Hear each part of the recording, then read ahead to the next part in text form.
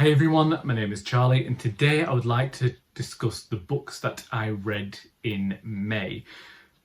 Last month I had the goal to read 10 books because my reading had taken a bit of a nosedive and I wanted to prioritise it over anything else. Did I manage that?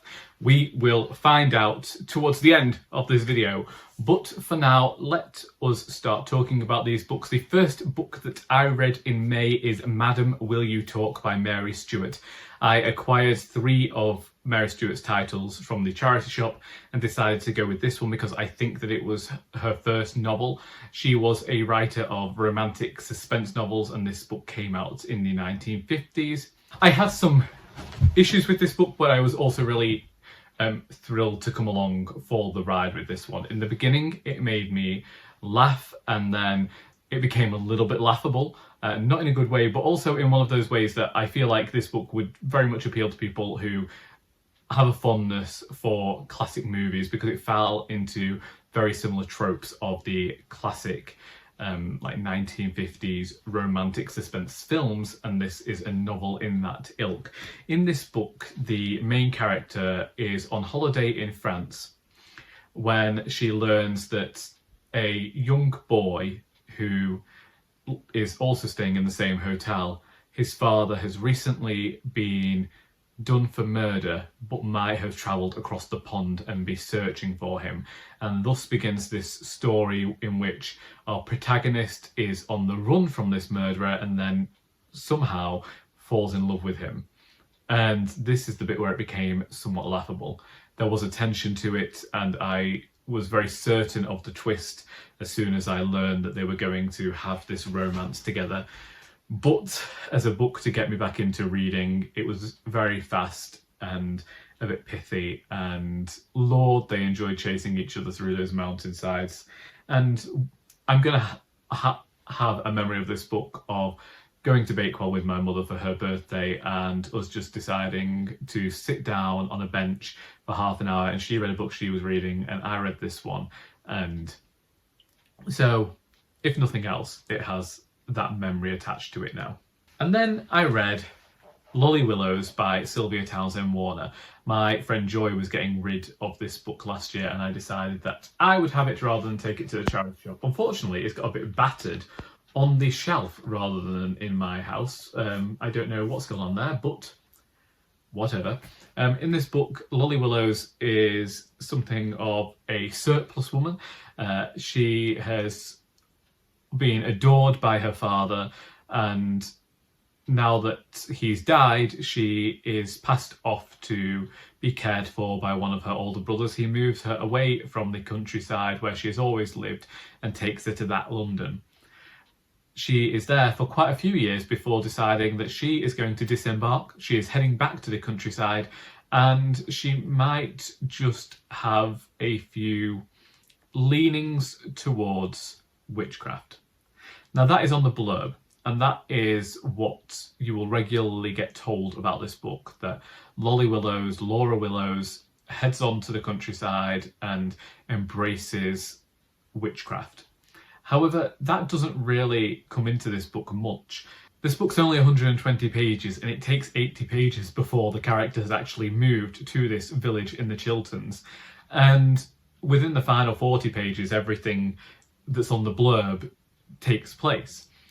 It's a classic because of that, and a lot of people recall the book because of that. However, while I very much liked Sylvia Townsend Warner's writing and how slow it was, also it's quite a short book, so I got through it rather quickly. I don't know whether the blurb does it an injustice. For me, this is very much about a woman. Well, maybe that is what the book's about anyway, and maybe that's what the book is for everybody. This young woman is choosing to take ownership of her own life, and there is the allegory of witchcraft there, but I wouldn't call this a witchy book by any means. Yes, there might be touches of Satan here and there and otherworldly appearances and things happening, but for me, it's a book where Willowes has really been put down upon by the world. I'm just discovering now it's actually 160 pages. But I do think that for me, what this book is about doesn't really get mentioned until the page 153 mark, which is, when I think of witches, I seem to see all over England, all over Europe, women living and growing old, as common as blackberries and as unregarded. I see them, wives and sisters of respectable men, chapel members and blacksmiths and small farmers and Puritans. In places like Bedfordshire, the sort of country one sees from the train. You know, well, there they were, there they are. Child-rearing, housekeeping, hanging wash-dish-cloths on currant bushes, and for diversion each other's silly conversation and listening to men talking together in the way that men talk and women listen. Quite different to the way women talk, and men listen if they listen at all, and all the time being thrust further down into dullness when the one thing all women hate is to be thought dull. That, for me, was the essence of everything that the author had wanted to say in the book, and it comes a bit late in it. But I did appreciate this, and I have plans to read more from this author in future, and it will be good to revisit one day, but it by no means kind of like blew my mind, but it was good. And then I read A Spring of Love by Celia Dale. Esther is another young woman who is a bit disenfranchised by the world. Her grandfather has died and left her a shop and his house and the money, and she continues to live in the house with his wife, her grandmother.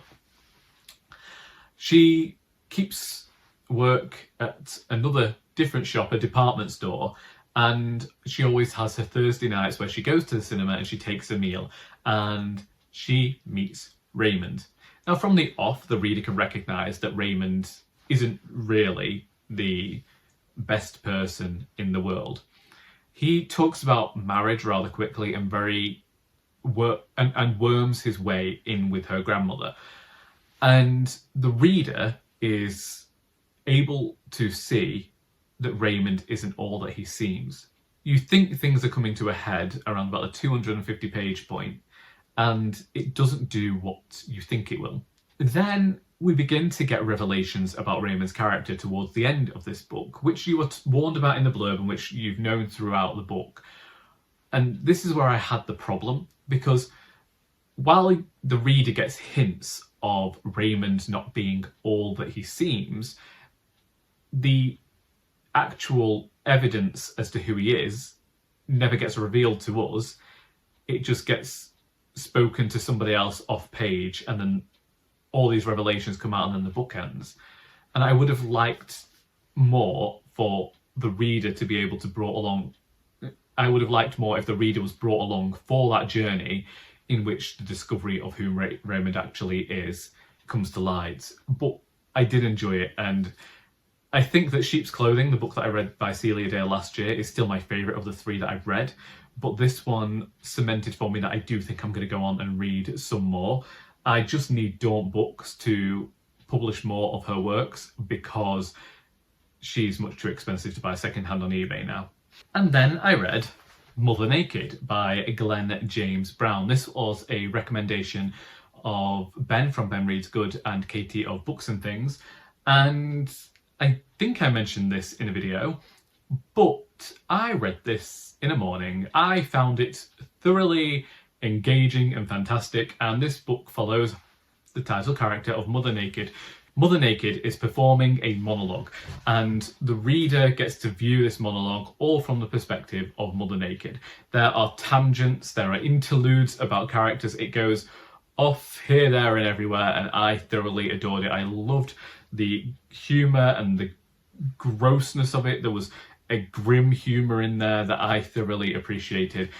It discussed an event that had happened in a small village, and as the reader, you're hoping that it's going to take a different turn, but it takes the turn that it would because it feels very real and like of the time of what would happen. So no matter what you wanted to happen as the reader, you've got to understand the world in which these people lived, which was 1434 in Durham, and this is set before that, and apparently takes inspiration from a single payment entered into Durham Cathedral's record, Mother Naked, the lowest paid performer in over 200 years.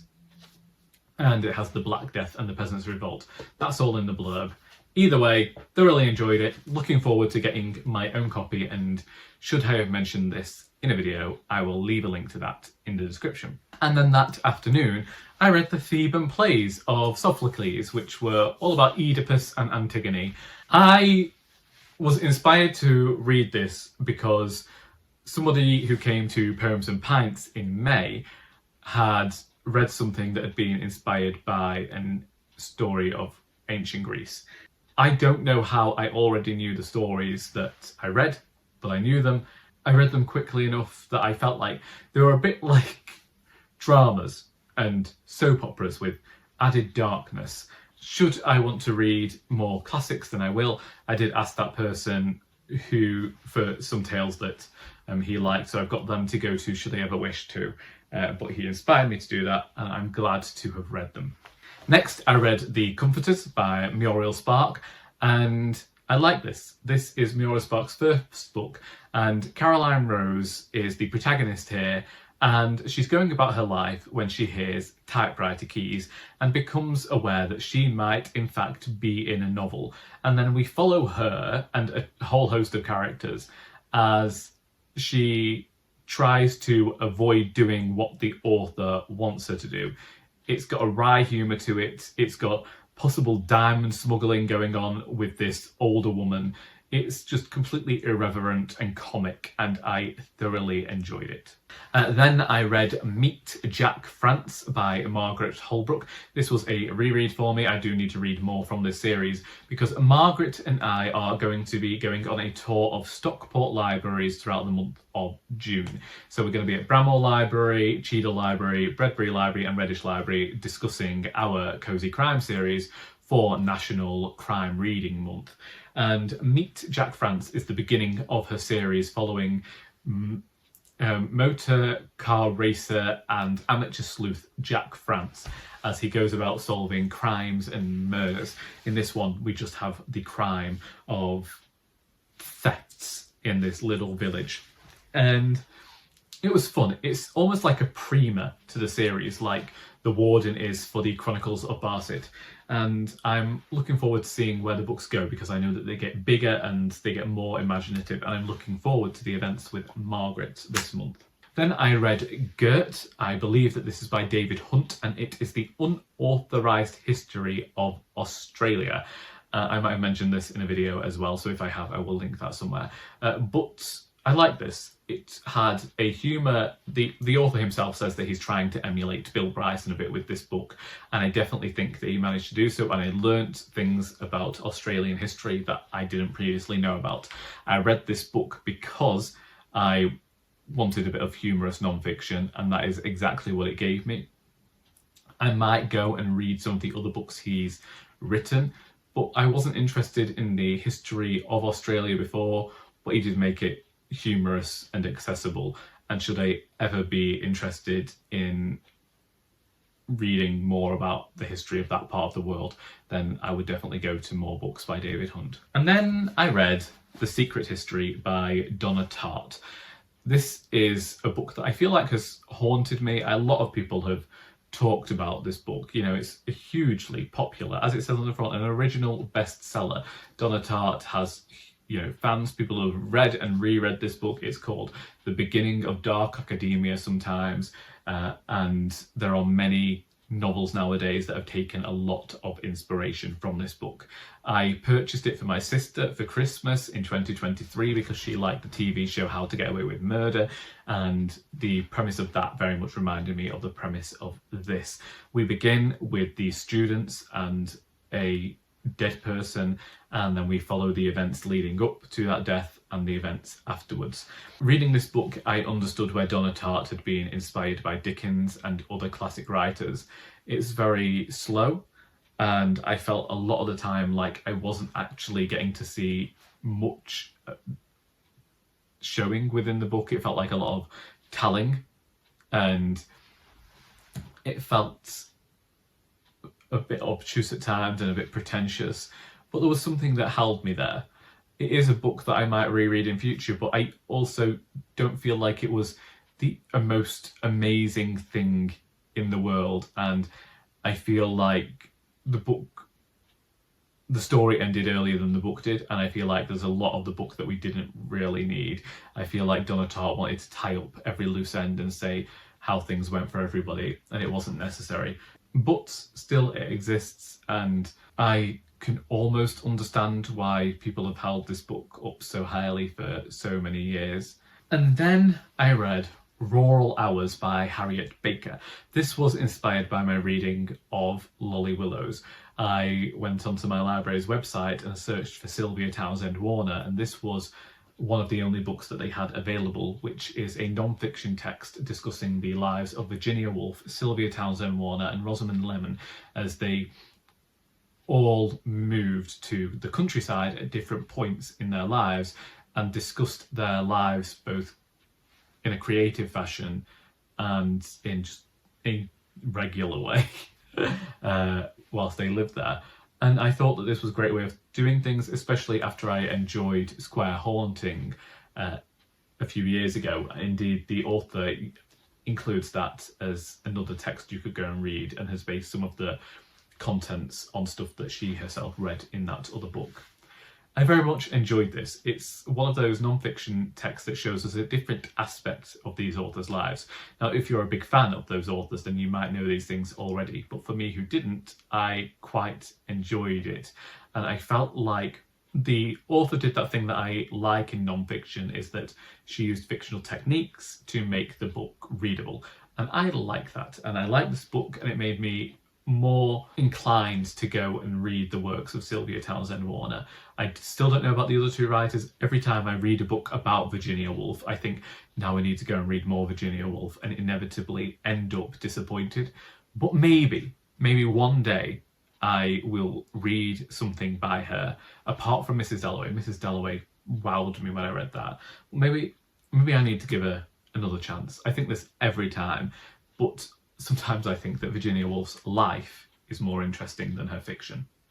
Either way, like this, there's part of me that thinks maybe it was too heavily on the first author. The writer did do a good job of showing us the lives of the other women in here as well, and it was interesting to see how their paths crossed and how they wrote to one another, and has, as I say, left me wanting to go and discover the creative works that these writers put out. And then I read The Countryman Companion #2, and this was something that came into a charity shop, and I was intrigued by it.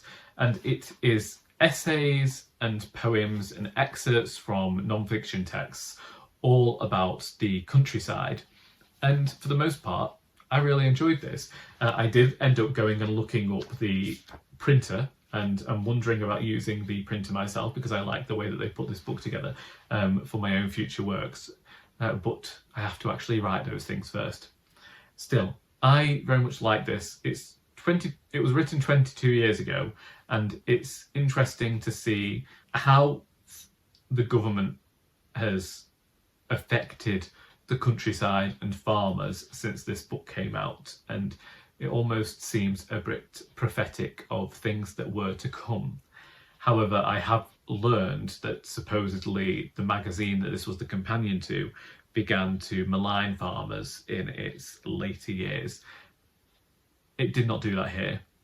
And I liked what I learned about the shepherd poets, and as I mentioned in a vlog recently, it made me want to go and write a poem about a hedge. I liked learning more about hedges and where they came from and all the work that used to go into them that doesn't go into them nowadays.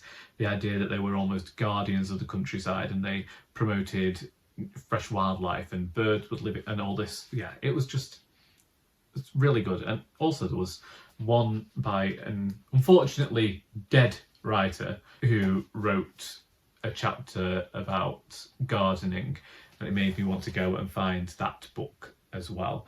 So I'm glad to have read this. And then finally, many people have speculated that me and Charlie of Charlie Brooke Reads fell out, and we haven't. Indeed, we chat to each other regularly. Mostly every Tuesday we put the kettle on and chat to one another for 1 to 2 hours. However, I don't know if Charlie might fall out with me after what I'm about to say. I did not hate Orbital by Samantha Harvey.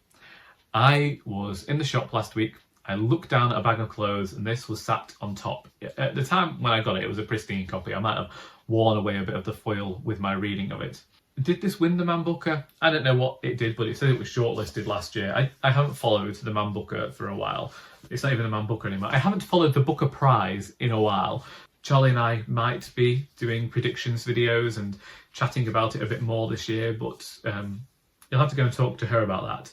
But here we have a book in which 6 astronauts are above the Earth, and we get to hear their meanderings and learn about their lives in 100 and something pages. I read this at the right time. Last week, when I was feeling particularly arthritic and having a more of a calmer, slow living type week, Orbital suited my sensibilities perfectly. It's a slow, thoughtful book which has a lot about humanity and hope within its pages, and I like that. Parts of it that I didn't like were that it told us a lot about what the characters were like, but it didn't necessarily show us that on page, and I feel like it was quite easy to confuse characters for others because they didn't really seem necessary. It felt a lot like the author's thoughts on life just presented through the guise of these people on this ship. However, part of me wonders, is it slow moving because of the lack of gravity? Are we supposed to feel like we're wading through zero gravity? I don't know. That's a bit too literature student for me, and we all know I failed literature. Either way, I liked it, and in future might revisit it when I'm looking for one of those slow reads. And I liked some of the passages of prose that were in here separately from the actual story, because I don't feel, you know, this is a plotless meandering of thoughts from astronauts staring down at Earth.